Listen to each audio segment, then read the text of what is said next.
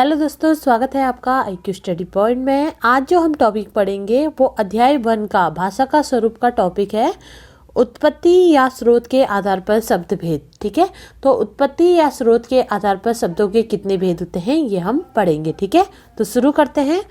तो टॉपिक है आज हमारा उत्पत्ति या स्रोत के आधार पर शब्द भेद। ठीक है, उत्पत्ति या स्रोत के आधार पर जो शब्दों के भेद होते हैं वो कितने होते हैं? 5 प्रकार के भेद होते हैं। ठीक है, कौन कौन से होते हैं? तत्सम शब्द, तद्भव शब्द, देशज शब्द, विदेशी शब्द और पांचवा कौन सा होता है? संकर शब्द। ठीक है, इन सब के बारे में हम पढ़ देंगे बारी बारी से।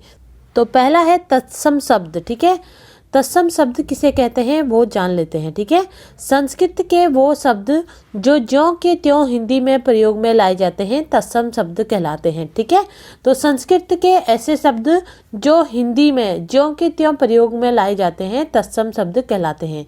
जैसे पुष्प, अग्नि, मुख, फल इत्यादि। ठीक है, जैसे पुष्प, अग्नि, मुख, फल इत्यादि जो ये क्या है? तत्सम शब्द हैं। ठीक है, तत्सम की बात करें तो तत्सम का अगर हम संधि विच्छेद करें तो तत् प्लस सम, तत् का मतलब होता है उसके, ठीक है, उसके, सम का मतलब होता है समान। ठीक है, उसके समान, यानी कि किसकी बात हो रही है यहाँ पर? संस्कृत की बात हो रही है। ठीक है, जैसे मान लीजिए एग्जाम्पल में हम ले लेते हैं पुष्प। ठीक है, पुष्प की अगर बात करें तो पुष्प को देखकर ही आपने पहचान जाना है कि यह तत्सम शब्द है, क्योंकि इसमें क्या है? आधा सौ लगा है। ठीक है, और अग्नि की बात करें तो अग्नि में भी क्या लगा है? आधा गौ लगा है। ठीक है, तो ऐसे शब्द जो मात्रा आधे अधूरे शब्द होते हैं, देखते ही आप समझ जाइएगा कि ये क्या है? तत्सम शब्द हैं। ठीक है, इस प्रकार के शब्द क्या कहलाते हैं? तत्सम शब्द कहलाते हैं। ठीक है, आगे मैं अच्छे से इनको पहचानने के लिए भी आपको बताऊंगी कि इनकी पहचान आप कैसे कर सकते हैं। ठीक है, नेक्स्ट आता है तद्भव शब्द। ठीक है, तद्भव शब्द किसे कहते हैं वो जान लेते हैं। ठीक है, वो शब्द जो संस्कृत के हैं किंतु धीरे धीरे उनके रूप में बदल गए हैं और हिंदी में प्रयोग होते हैं, तद्भव शब्द कहलाते हैं। ठीक है, वो शब्द जो संस्कृत भाषा के थे लेकिन धीरे धीरे उनका जो है रूप परिवर्तित कर दिया गया है, हिंदी में वो ज़्यादा प्रयोग में लाए जाने लगे हैं। ठीक है, तो क्या कहलाते हैं? तद्भव शब्द कहलाते हैं। जैसे आग, हाथ, आम, फूल इत्यादि। ठीक है, जैसे आम, आम, अब इसे आम बोलने लगे, पहले क्या बोलते थे? आम्र बोलते थे। ठीक है, अब इसका नाम परिवर्तित करके क्या बोल दिया है? आम कर दिया गया है। ठीक है, और तद्भव का अगर संधि विच्छेद करेंगे तो तद्भव का क्या होगा? तद प्लस भव। ठीक है, तद का मतलब है उसके, भव का मतलब होना, यानी कि संस्कृत से परिवर्तित होकर बने शब्दों को तद्भव शब्द कहते हैं। ठीक है, हम ग्रह को कैसे लिखते थे? ग्रह, और आजकल क्या बोलते हैं? घर। तो ये होता है तद्भव, यानी कि उसका परिवर्तित संस्कृत का हिंदी में परिवर्तित रूप जो है वो तद्भव कहलाता है। ठीक है, पहले कपूर को कैसे लिखते थे? कर्पूर, कर्पूर ऐसे लिखा जाता था। अब आप कैसे बोलते हैं? कपूर, इस तरीके से बोलते हैं, है ना।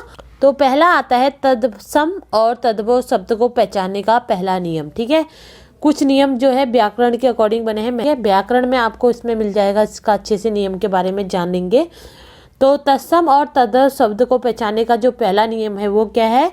तत्सम शब्द में यदि आपको छतरी वाला छ लिखा मिल जाए तो किसी में तो समझ जाइएगा कि बहुत तत्सम शब्द है। ठीक है, यानी कि अगर आपको ये छतरी वाला छ लिखा मिल जाए शब्द में तो आपको डायरेक्ट जान लेना है कि वो क्या है? तत्सम शब्द है। ठीक है, और तद्भव शब्द की बात करें तो तद्भव शब्द के लिए तत्सम शब्द में आपको जो छतरी वाला छ दिख रहा है ना, तो वो तद्भव रूप में परिवर्तित होकर क्या बन जाएगा? ख और छ शब्द में बदल जाएगा। किस में बदल जाएगा? ख और छ अक्षर में बदल जाएगा, ये याद रखिएगा। जैसे नीचे उदाहरण दिए हैं तो उदाहरण देख के देखते हैं। एक जगह मैंने तत्सम शब्द लिखे हैं, दूसरी जगह तद्भव लिखा है। ठीक है, तो तत्सम शब्द में मैंने लिखा है क्षेत्र। ठीक है, छतरी वाला छ का यूज हो गया यहाँ पर। तत्सम में छतरी वाला छ का यूज होता है तो वही तद्भव में जाकर वह क्या बदल जाता है? ख और छ में बदल जाता है। ये मैंने आपको बताया था, इसका नियम पहला। ठीक है, तो क्षेत्र, क्षेत्र का अगर बात करें तो क्षेत्र तद्भव शब्द क्या हो जाता है? खेत हो जाता है। ठीक है, उसके बाद परीक्षा, छ शब्द लिखा है ना, तो वो बदल के क्या हो जाता है? परीक्षा। छ बदल जाता है और यहाँ पर क्या बदल जाता है, ख में बदल रहा है, ठीक है, पहले वाले में। उसके बाद अक्षर छ का प्रयोग हुआ है ना, और यहाँ पर क्या हुआ है, अक्षर, तो यहाँ पर भी छ का प्रयोग हुआ है, ठीक है, तद्भव में। यहाँ पर साक्षी लिखा है, श का प्रयोग हुआ है तत्सम में, और यहाँ पर जाकर क्या होगा, साखी हो गया, ख का प्रयोग हुआ है। तो पहला नियम यही कहता है कि अगर छतरी वाला छ का कहीं पर भी यूज हुआ हो तो वह तद्भव में जाकर ख या छ में बदल जाता है, ठीक है। दूसरा नियम जान लीजिए, अगर ये नियम भी आपने याद कर लिए तो गारंटी है कि आपका जो आंसर है वो गलत नहीं हो सकता, ठीक है। तो तत्सम और तद्भव शब्द को पहचानने का दूसरा नियम, तो तत्सम और तद्भव शब्द को पहचानने का दूसरा नियम क्या होता है, तत्सम शब्द में यदि आपको व लिखा मिल जाए, ठीक है, तो यदि तत्सम शब्द में आपको व से वकील वाला व लिखा मिल जाए तो किसी भी शब्द में तो समझ जाना कि वह क्या है, तत्सम शब्द है, ठीक है।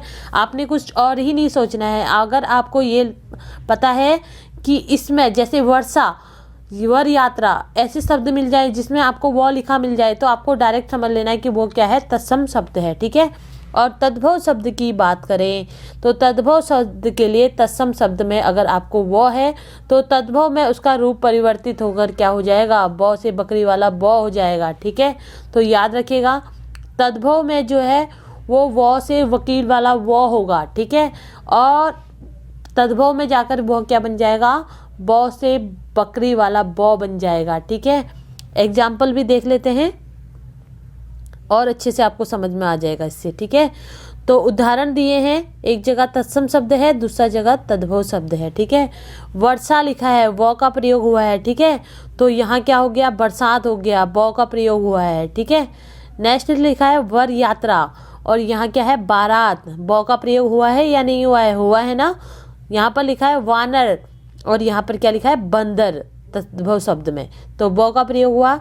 यहाँ लिखा है वधु, व का प्रयोग हुआ, और यहाँ क्या लिखा है, बहू, ठीक है। तो आप जान लीजिए इसका सेकंड नियम क्या है कि अगर तत्सम शब्द में व का प्रयोग किसी अक्षर में हुआ है तो उसका तद्भव में रूप परिवर्तित होकर क्या बन जाएगा, ब बन जाएगा, ठीक है। नियम नंबर 3 जान लीजिए, ये भी इम्पोर्टेंट है, ठीक है। तत्सम और तद्भव शब्द को पहचानने का तीसरा नियम, ठीक है। तत्सम और तद्भव शब्द को पहचानने का तीसरा नियम क्या है, ये भी जान लीजिए, ठीक है। तो तत्सम शब्द में यदि आपको सौ वाला सलजम वाला सौ लिखा मिल जाए तो किसी भी शब्द में तो समझ जाना कि वह क्या है, तत्सम शब्द है, ठीक है। यानी कि तत्सम शब्द में यदि आपको सलजम वाला सौ लिखा मिल जाए तो आपको डायरेक्ट क्या समझना है कि वो क्या है, तत्सम शब्द है, ठीक है। और तद्भव शब्द के लिए बात करें तो तद्भव शब्द के लिए तत्सम शब्द में अगर आपको सौ से सलजम वाला सौ दिखता है तो तद्भव में उसका रूप परिवर्तित होकर क्या हो जाएगा, सौ से सपेरा वाला सौ हो जाएगा, क्या हो जाएगा, सौ से सपेरा वाला सौ में वह बदल जाता है। जैसे देखिए उदाहरण देखकर देखते हैं, ठीक है। तो एक जगह तत्सम है, दूसरी जगह तद्भव है, ठीक है। इसमें क्या लिखा है, श्रावण लिखा है, ठीक है, श्रौ का प्रयोग हुआ है, ठीक है, श्रावण। उसके बाद यहाँ क्या लिखा है, सावन, सौ का प्रयोग हुआ है, ठीक है। उसके बाद लिखा है श्वेत, ठीक है, श्वेत, आधा सौ, सलजम वाला आधा सौ का प्रयोग हुआ है, तो यहाँ पर क्या लिखा है, सफेद, यानी कि सौ का प्रयोग तद्भव में हुआ है, ठीक है। यहाँ पर लिखा है प्रस्विन, इस बार ये पूछा गया था, ठीक है। प्रस्विन किसका तत्सम शब्द, किसका तद्भव शब्द है, पसीना का, पसीना, ठीक है। तो पसीना इसका तद्भव शब्द है और पश्विन जो है वो क्या है, तत्सम शब्द है, ठीक है। आधा सौ, सलजम वाला आधा सौ इसमें लगा हुआ है, ये याद रखिएगा, ठीक है।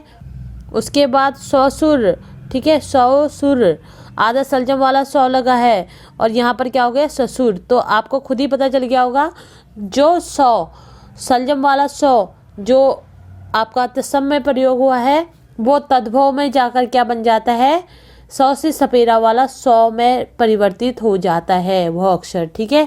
तो ये आपको तीसरा नियम इसका याद रखना है। नेक्स्ट नियम है तत्सम और तद्भव शब्द को पहचानने का चौथा नियम, ठीक है। तो तत्सम शब्द में यदि आपको री लिखा मिल जाए तो किसी भी शब्द में तो वह क्या है, तत्सम शब्द है। ठीक है, अगर आपको री लिखा मिल जाए, जैसे रात्रि लिखा है ना, तो री लिखा मिल जाए तो क्या समझना है आपको, वह क्या है, तत्सम शब्द है। ठीक है, और तद्भव रूप के लिए क्या होता है, तत्सम शब्द में आपको री है तो तद्भव रूप में परिवर्तित होकर वह क्या बदल जाता है, तौ में बदल जाता है। ठीक है, उदाहरण की बात करें जैसे रात्रि, ठीक है, त्रि का प्रयोग हुआ है ना, और यह यहाँ जाकर क्या बदल जा रहा है, रात, तो यानी कि तौ में बदल जा रहा है। ठीक है, यहाँ लिखा है राजपूत, ठीक है, राजपूत त्र लिखा है और यहाँ पर क्या बदल गया है, ये तौ में बदल गया है, राजपूत लिखा है यहाँ पर। ठीक है, तो ये चीज़ें आपको याद रखनी है। ठीक है, नियम 5वां है, बहुत आसान है, एक चीज़ आपको इसमें याद रखनी है। ठीक है, विसर्ग का प्रयोग भी इनमें होता है। ठीक है, नियम 5वां कहता है कि इसमें विसर्ग का प्रयोग भी होता है। ठीक है, तो एक बिंदु है तो तत्सम शब्द हो सकता है। ठीक है, अगर एक बिंदु डॉट ऊपर से कोई बिंदु में लगा हो, ठीक है, कोई वर्ड लिखा हो उसके ऊपर बिंदु लगा हो तो वह तत्सम शब्द हो सकता है। लेकिन अगर इस प्रकार से चंद्र बिंदु, यानी कि इस प्रकार से चंद्र बिंदु लिखा है, जैसे मुख लिखा है, ठीक है, तो इस प्रकार से ऊपर से अगर चंद्र बिंदु लगा है तो वह तद्भव शब्द ही होगा। ठीक है, जहाँ पर उसके ऊपर चंद्र बिंदु लगा तो आपको डायरेक्ट समझ लेना है कि फिर आगे देखना ही नहीं है आपको कुछ, तो आपको डायरेक्ट समझ लेना है कि वो क्या है, तद्भव शब्द है। ठीक है, मोस्ट इम्पॉर्टेंट है क्योंकि 1 नंबर बहुत मायने रखता है एग्जाम के पॉइंट ऑफ व्यू से। ठीक है, तो ये नियम अगर आपने याद कर लिए तो गारंटेड 80% जो आपके क्वेश्चन है वो आप आराम से चुटकियों में सॉल्व कर सकेंगे, आराम से उनकी पहचान कर सकेंगे। ठीक है, 1 या 2% ही ऐसा होगा जिसमें आपको ना समझ में आए, लेकिन अगर आप ये नियमों को पढ़ लेंगे तो बहुत अच्छे से आप इस क्वेश्चनों को कर सकेंगे हल। ठीक है, ये थर्ड है उसका देशज शब्द। ठीक है, थर्ड कौन सा शब्द है, देशज शब्द है। ठीक है, तो स्थानीय बोलियों या उपभाषाओं से आए क्षेत्रीय शब्दों को देशज शब्द कहते हैं। ठीक है, यानी कि जो स्थानीय बोलियां हैं उनमें जो हम शब्द बोलते हैं, ठीक है, उन्हीं शब्दों को क्या बोलते हैं, देसी या देशज शब्द भी कैसे हैं, जैसे तेंदुआ, लोटा, खिड़की, डब्बा इत्यादि। ठीक है, तो ये क्या है, ये कोई हिंदी शब्द नहीं है, ये स्थानीय भाषा से आए हुए ही शब्द हैं जिन्हें कि अब हम हिंदी भाषा के शब्द मानते हैं। ठीक है, तो ये क्या है, देशज शब्द हैं। ठीक है, स्थानीय बोली या उपभाषाओं से आए क्षेत्रीय शब्दों को देशज शब्द कहा जाता है, ये याद रखना। ठीक है, चौथा आता है विदेशी या विदेशज शब्द। ठीक है, विदेशी या विदेशज शब्द ये कौन कौन से होते हैं ये बताना है। ठीक है, ये भी काफ़ी इंपॉर्टेंट है क्योंकि एग्जाम में ये आता है। ठीक है, तो जो शब्द विदेशी भाषाओं के ज्यों के त्यों अथवा परिवर्तित रूप में हिंदी में प्रयोग लाए जाते हैं विदेशी या विदेशी शब्द कहलाते हैं। ठीक है, ये शब्द क्या होते हैं, ये अलग अलग भाषाओं के शब्द होते हैं जो ज्यों के त्यों जो है वो हिंदी में प्रयोग में लाए जाते हैं, विदेशी शब्द कहलाते हैं। जैसे मैंने उदाहरण दिया है उपन्यास। ठीक है, उपन्यास की अगर बात करें तो उपन्यास क्या है, एक बांग्ला शब्द है। क्या है, बांग्ला शब्द है। ठीक है, और चालू की बात करें तो चालू क्या है, एक मराठी शब्द है। ठीक है, क्या है, मराठी शब्द है। ठीक है, उसी के बाद अगर सिफारिश की बात करें तो सिफारिश जो है वो क्या है, किस भाषा का शब्द है, अरबी भाषा का शब्द है। ठीक है, उसके बाद उम्मीदवार की बात करें तो उम्मीदवार जो है वो क्या है, फारसी भाषा का शब्द है। ठीक है, और उसके बाद तलाश, तलाश की अगर बात करें तो तलाश क्या है, तुर्की शब्द है। ठीक है, क्या है, तुर्की शब्द है। उसके बाद कमरा, कमरा की अगर बात करें तो कमरा क्या है, पंचुगिरिज शब्द है। ठीक है, और उसके बाद अपील, अपील जो है वो क्या है, एक अंग्रेजी शब्द है। यही तो हमें याद रखना है इसमें। ठीक है, तो जैसे मान लीजिए कुछ क्वेश्चन जो है इस तरीके का आता है, जैसे पूछा जाएगा कि तनख्वाह जो है वो किस भाषा का शब्द है। जैसे आपको दिया जाएगा मराठी, फारसी, अंग्रेजी और अरबी। जिसे पता होगा वो तो डायरेक्ट जान जाएगा कि तनख्वाह जो है वो अरबी भाषा का शब्द है, लेकिन जिसे नहीं पता होगा वो नहीं समझ पाएगा। तो थोड़ा इन चीज़ों को आप पढ़ लीजिएगा कि विदेशी शब्द जो हैं वो इम्पोर्टेंट होते हैं और पूछे जाते हैं, ठीक है। तो कौन कौन से होते हैं, बांग्ला में कौन कौन सा होता है? बांग्ला में उपन्यास हो गया, प्राणपण हो गया, भद्र हो गया और टका हो गया, ये जो है बांग्ला शब्द हैं। मराठी शब्द में प्रगति जो ज़्यादा पूछा जाता है, चालू, लागू, बाजू, ये जो है मराठी शब्द हैं, ठीक है। उसके बाद अरबी शब्द आदमी, उम्मीदवार, कमर, चश्मा, दुकान, ये क्या है? फारसी शब्द हैं, ठीक है। उसके बाद तुर्की शब्द, जैसे तुर्की शब्द तो वैसे एक आध ज़्यादा नहीं पूछे जाते हैं, लेकिन फिर भी तलाश, बेगम, सुराग, सौगात, बहादुर, ये तुर्की शब्द हैं, ठीक है। उसके बाद अंग्रेजी शब्द अपील बहुत पूछा जाता है, ठीक है। अपील हो गया और कलेक्टर हो गया, कमेटी हो गया, नोटिस हो गया, डॉक्टर हो गया, ये सारे जो हैं अंग्रेजी के शब्द हैं, ठीक है। ये मैंने नोट दिया गया है। वास्तव में फारसी, अरबी, तुर्की, अंग्रेजी, बांग्ला, मराठी, पंचुग्रिज भाषाओं से जो शब्द हिंदी में आए हैं उन्हें विदेशी शब्द कहते हैं, ठीक है। ये मैंने नोट लिखा है इनके बारे में, ठीक है। नेक्स्ट आता है संकर शब्द, ठीक है। ये भी मोस्ट इम्पॉर्टेंट है, ये भी पूछे जाते हैं, ठीक है। संकर शब्द किसे कहते हैं ये पहचानना भी बहुत ज़रूरी है, ठीक है। दो अलग अलग भाषाओं से मिलकर बना हुआ नया शब्द संकर शब्द कहलाता है, ठीक है। दो अलग अलग भाषाओं से मिलकर जो शब्द नया शब्द बनता है उसे क्या बोलते हैं? संकर शब्द कहते हैं, ठीक है। जैसे मैंने एग्जाम्पल में दिया है रेलगाड़ी, ठीक है। रेलगाड़ी, रेल प्लस गाड़ी बराबर रेलगाड़ी, ठीक है। तो रेल क्या है? रेल अंग्रेजी का शब्द है, क्योंकि रेल को कैसे लिखते हैं हम? RAIL करके रेल लिखते हैं ना, RAIL करके रेल लिखते हैं ना। उसके बाद गाड़ी जो है, गाड़ी क्या है? हिंदी भाषा का शब्द है, ठीक है। गाड़ी कौन सी भाषा का शब्द है? हिंदी भाषा का शब्द है, ठीक है। नेक्स्ट है जांचकर्ता, ठीक है। जांच प्लस कर्ता, जांचकर्ता, यानी कि जांच जो है वो क्या है? हिंदी भाषा का शब्द है, ठीक है। और कर्ता जो है वो क्या है? संस्कृत भाषा का शब्द है। लेकिन एक साथ ही हम इसका प्रयोग होता है ना, जांचकर्ता। आता है गलत फहमी, ठीक है। गलत फहमी, तो गलत प्लस फहमी, यानी कि गलत फहमी जो है गलत अरबी का शब्द है और फहमी जो है वो फारसी का शब्द है। उसके बाद आप ले लीजिए वर्षगांठ, ठीक है। वर्षगांठ, ठीक है। वर्षगांठ की अगर बात करें तो वर्ष क्या है? हिंदी का शब्द है और गांठ क्या है? संस्कृत का शब्द है।